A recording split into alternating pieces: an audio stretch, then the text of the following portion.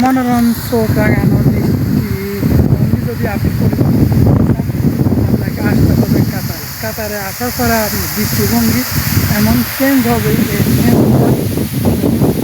আপনি হয়তো অনুভব করতে পারবেন যেখানে পানির দৃশ্য মান যে অদৃশ্যের এক মহিমা কালাকার তাদের মধ্যে এই দৃষ্টিভঙ্গিগুলো চেঞ্জ করে রাখবে। এই দৃষ্টিগুলো সৌন্দর্যগুলো উপভোগ করতে হলে আপনাকে কাতারে আসতে হবে কাতারকে আপনি ভিজিট করতে হবে। কাতার ভিজিট করলে আপনি দেখতে পাবেন এইসব দৃশ্যগুলো, আপনার মন জুড়ে যাবে। ফ্যামিলি হয়তো এখানে আসতে পারবেন, কোনো সমস্যা নয়। এখানে আসার পরে যে দৃশ্যগুলো দেখবেন, এই দৃশ্যগুলো আপনার মন পুরাটা বলবেন কেটে নিতে পারে, কারণ এই দৃশ্যগুলো আর কোথাও আপনি দেখতে পারবেন না।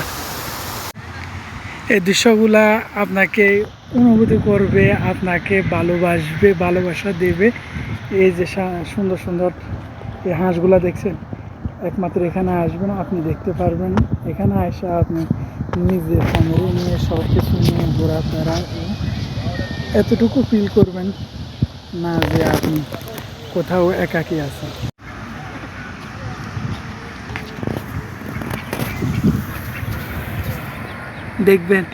দেখছেন এই দৃশ্যগুলো আপনি কই পাবেন? একমাত্র এখানে আসবেন, আসার পরে এই দৃষ্টিগুলা আপনাকে এমন শিক্ষা দিবে। এই সুন্দর প্ল্যানগুলা, না এখানে আসলাম, হাঁসের মধ্যে ঘোরাফেরা করতে পারবেন। এই যে বড় ধরনের একটা হাঁস আছে, এই হাঁসের মধ্যে এটা নিয়ে এগুলা এবারে নতুন করে করে রাখছে। এই জিনিসগুলো অনেক সুন্দর জন্য বাড়াইছে। আর বাড়ানো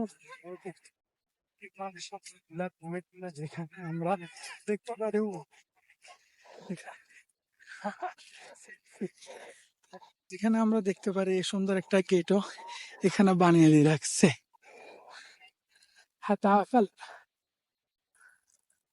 হ্যাঁ, যারা দোকানপাট ভালোবাসেন, নাস্তা খাইতে ভালোবাসেন, তারা খাওয়া দাওয়া করতে পারবেন। এখানে খাওয়া দাওয়ার সুব্যবস্থা আছে। সবকিছু মিলিয়ে এখানে তো আরো অসাধারণ দৃশ্যমান জিনিসগুলো। আরো একবার আমি আসছি আর এই হাঁসটাকে আমি দেখতে পাইছি। এই হাঁসটা দেখছেন 2022 কাতার ওই সময়টা করা। তারপর থেকে এই জিনিসগুলো অনেক ফেমাস। এই ফেমাস জায়গাগুলো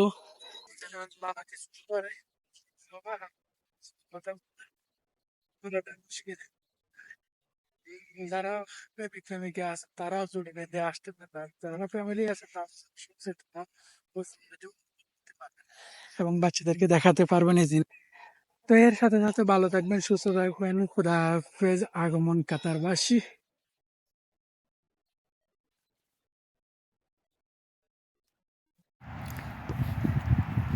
বাবাটা ফুটবল খেলা। আর এখানে দেখছেন যারা নামাজকে ভালোবাসেন, যারা নিজের ধর্মকে ভালোবাসেন, তাদের জন্য এখানে নামাজ পড়ার জন্য সুব্যবস্থা আছে।